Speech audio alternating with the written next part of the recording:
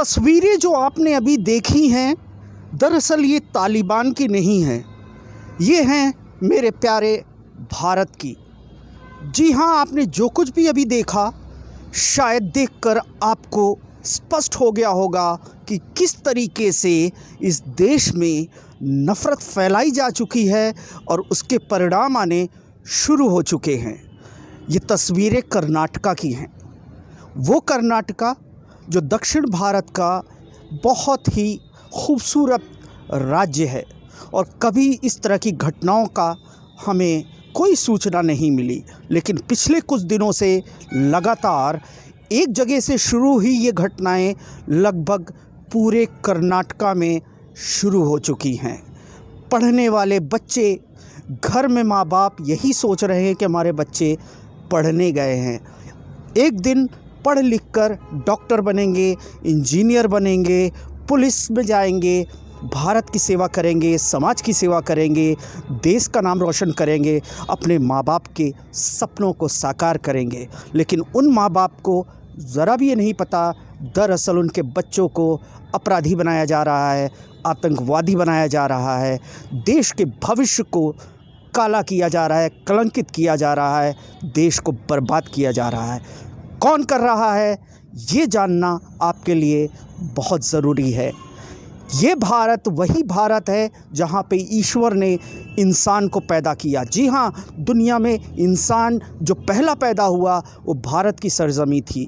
इसी भारत ने पूरी दुनिया को इंसानियत सिखाई। शायद इसीलिए हमारे देश को विश्व गुरु की उपाधि दी गई है। आज भी दुनिया में भारत का डंका चारों तरफ बजता है। लेकिन मौजूदा हालात ये इशारा कर रहे हैं कि आने वाले दिनों में इस देश में ऐसी घटनाएं होंगी कि लोग इस देश को बुरा भला भला कहना शुरू कर देंगे। अभी भी वक्त है, हम संभल जाएं। जी हाँ दोस्तों, नमस्कार। मैं रोशन खान एक बार फिर अपने चैनल द इंक न्यूज़ पे स्वागत करता हूं और बहुत ही भारी मन से ये कहना चाहता हूं कि इस देश में जो युवा हैं, जो विद्यार्थी हैं, छात्र हैं, यहाँ पर इनके भविष्य के साथ बहुत बड़ा खिलवाड़ हो रहा है और इनको अपराधी और आतंकवादी बनाया जा रहा है। जी हाँ, कर्नाटका में पिछले कुछ दिनों से लगातार हम देख रहे थे कि एक स्कूल में किस प्रकार से कुछ बच्चियों को इसलिए अंदर जाने से रोक दिया गया क्योंकि उन्होंने हिजाब पहना था। हिजाब पहना था, कोई घातक हथियार नहीं लिए थे उन्होंने। सरकारी स्कूलों में रोक लगा दी गई।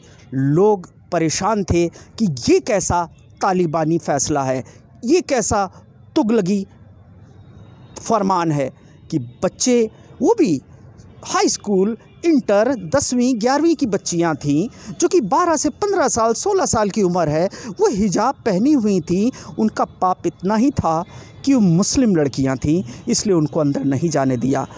भाई, बात यहाँ तक तो समझ में आती है, लेकिन जो अब घटनाएं होना शुरू हो गई कर्नाटका में, वो सर के ऊपर से अब पानी गुज़र रहा है। जी हाँ, जिस तरीके से आपने अभी वीडियो में देखा, और एक वीडियो अभी ताज़ा है जो मैं बाद में दिखाऊंगा। सबसे पहले जो आपने देखा कि कुछ छात्र एक झंडे के पोल पे चढ़कर भगवा झंडा फहरा रहे हैं। दरअसल ये मामला कर्नाटका के शिमोगा जगह का है, जहाँ पर एक स्कूल में तिरंगे को उतारकर वहाँ के बच्चों ने उस पे भगवा तिरंगा फहरा दिया गया।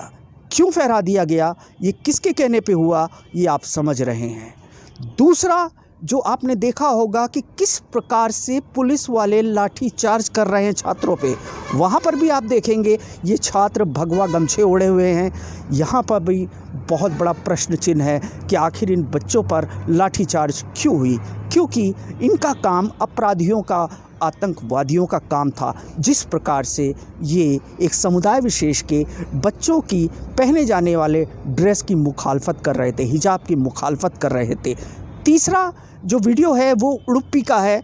वहाँ पर आप देखेंगे कि कुछ बच्चियाँ एक जगह पे खड़ी हैं हिजाब पहनकर, और एक ग्रुप आता है लड़कों का जो वही भगवा गमछा उन्होंने पहना हुआ है, और किस प्रकार से उनको वहाँ पे डराने की कोशिश की जाती है, नारेबाजी की जाती है। वो शरीफ बच्चियाँ वहाँ से हट जाती हैं। अब जो वीडियो आप देखेंगे वो भी बहुत शर्मनाक है। आज की ये घटना आज ये वीडियो बहुत वायरल हुआ। ये घटना असल में 1 दिन 2 दिन पुरानी है, जिसमें ये कहा जा रहा है कि ये मांड्या एक जगह है कर्नाटका में। वहाँ पे एक स्कूल में एक कॉलेज छात्रा स्कूटी से आती है, उतरती है, हिजाब में उतरती है, अपनी क्लास की तरफ बढ़ती है। तभी वहाँ पे 15-20 फिर से ये जो बच्चे हैं, देश के भविष्य है, मैं बच्चे भी कह रहा हूँ, उनको आतंकवादी भी कह रहा हूँ, क्योंकि उनके काम अपराधियों और आतंकवादियों की तरह है। एक बच्ची इस देश में जहाँ पे महिलाओं को, लड़कियों को देवी का दर्जा दिया गया है, देवियों की पूजा की जाती है, बहुत से त्यौहार ऐसे मनाए जाते हैं वो सिर्फ़ और सिर्फ नारी या स्त्री या बच्चियों के लिए होते हैं। हमारे यहाँ बच्चियों की पूजा की जाती है। सोचिए, उस लड़की को 15-20 लड़के घेर कर उसके सामने प्रदर्शन कर रहे हैं सिर्फ इसलिए कि उस बच्ची ने हिजाब पहना हुआ है।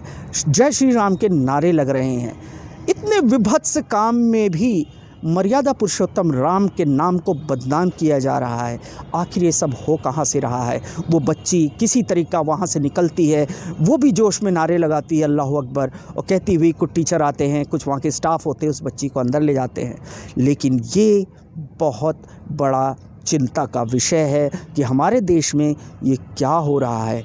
ये कर्नाटका में लगभग कई ज़िलों में फैल चुका है और ये सारी घटनाएं स्कूलों में और कॉलेजेस में हो रही हैं, और प्रशासन की तरफ से अभी कोई ठोस कदम नहीं उठाया गया है। हालांकि कर्नाटका हाई कोर्ट में एक अर्ज़ी दाखिल की गई है हिजाब बैन के खिलाफ, कि ये एक धार्मिक बात ना होते हुए अगर हम सांस्कृतिक रूप में भी देखें तो चाहे वो हिंदू हो, मुसलमान हो, सिख हो, हमारे यहाँ पर्दा प्रथा है। हमारे यहाँ स्त्रियाँ ऐसा इस्तेमाल करती हैं। गांव देहात में आज भी लंबे लंबे घूंघट चलते हैं। जहां एक तरफ 14 फरवरी के खिलाफ बजरंग दल जैसे दल अक्सर हम देखते हैं पार्कों में पहुंचकर संस्कृति की रोना रोते हैं, वहीं पे दूसरी तरफ वही भगवाधारी लोग एक समुदाय विशेष यानी मुसलमान बच्चियों को इसलिए रोक रहे हैं क्योंकि वो हिजाब पहनती है। क्या चाहते हैं ये लोग? इस देश में क्या करना चाहते हैं? ये सवाल आपके सामने छोड़कर जा रहा हूँ। अब देखिए वो वीडियो जिसमें एक बच्ची को 20-25 लड़के किस प्रकार से प्रताड़ित कर रहे हैं सिर्फ इसलिए कि उसने हिजाब पहना है। उसकी गलती सिर्फ एक है कि वो मुस्लिम है, और मुस्लिम होना पाप क्यों हो गया है ये 2014 के बाद वो आप समझ रहे हैं, देख रहे हैं, जान रहे हैं। अभी भी वक्त है, होश में आ जाइए, समझिए आप अपने बच्चों के साथ कितना बड़ा खिलवाड़ कर रहे हैं, और ये खिलवाड़ करने वाले अपने बच्चों को विदेशों में भेज रहे हैं, बड़े बड़े कॉलेजेस में भेज रहे हैं, मॉडर्न एजुकेशन दे रहे हैं, और आपके बच्चों को अपराधी और आतंकवादी बना रहे हैं सिर्फ 2 वजह से। एक है जय श्री राम नाम लेके, दूसरा है हिंदूवाद का नाम लेकर, हिंदुत्व का नाम लेकर। पता नहीं किस हिंदूवाद और हिंदुत्व को पढ़कर ये लोग इतनी नफरतें कर रहे हैं। इन्हीं बातों के साथ जय हिंद, जय भारत, जय संविधान।